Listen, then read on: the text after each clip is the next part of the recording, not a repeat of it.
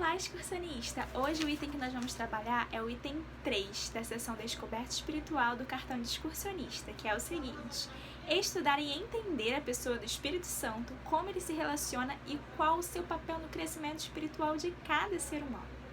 Para a gente começar esse item tão complexo, tão extenso, nós vamos começar perguntando quem é o Espírito Santo.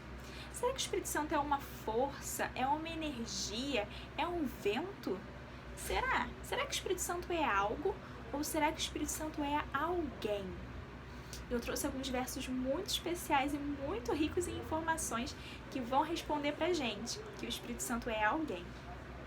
Bom, para ser alguém, para ser uma pessoa, necessita de algumas características, por exemplo, características de personalidade.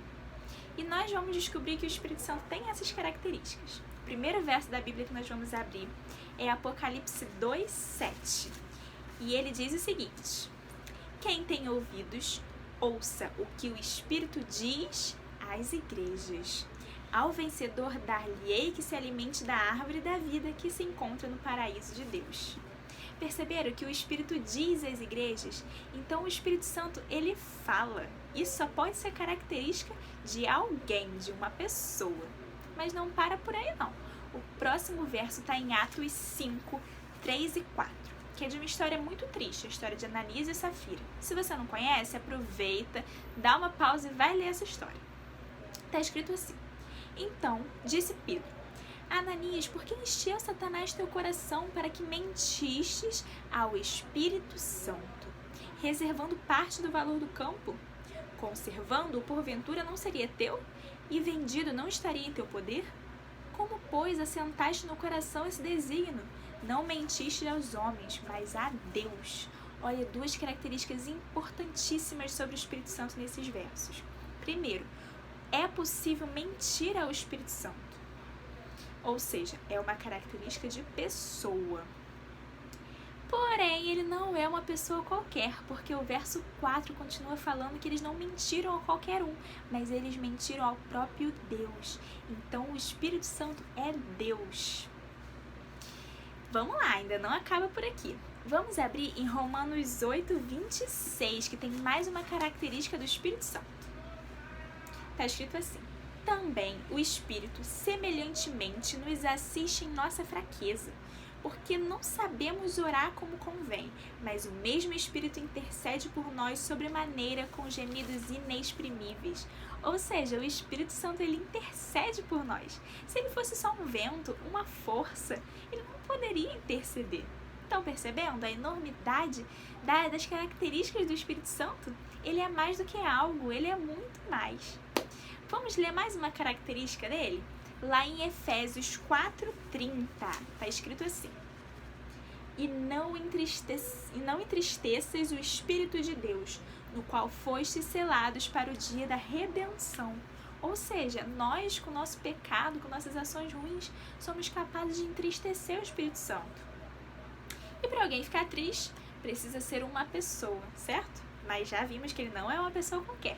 Ele é Deus. Ele sempre existiu e ele sempre existirá.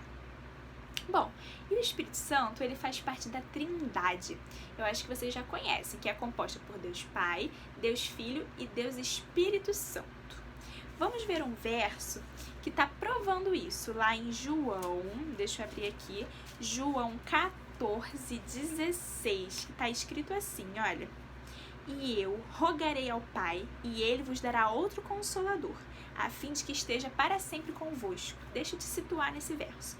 Isso é Jesus conversando com seus discípulos, quando ele estava prestes a voltar para o céu, a subir para o céu. Então Jesus, Deus Filho, está conversando com seus discípulos e dizendo que vai rogar a Deus Pai para que envie o outro Consolador. O outro Consolador é o Deus Espírito Santo. Então, nós podemos ver numa mesma passagem os três presentes.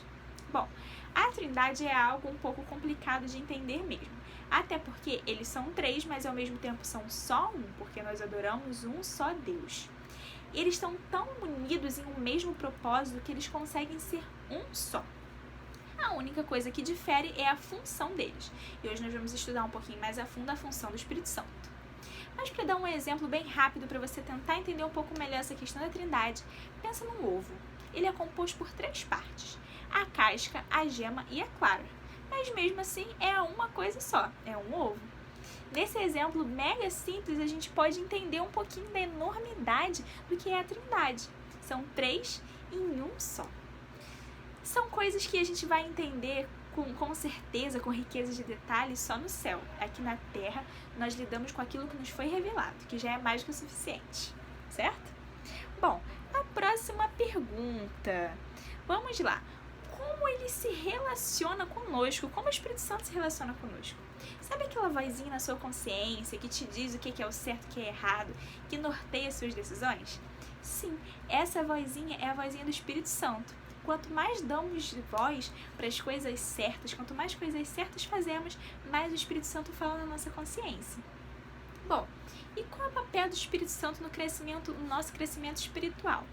Eu vou pedir que vocês abram em João 16, verso 8, que diz assim: quando ele vier, o Espírito Santo, convencerá o mundo do pecado, da justiça e do juízo.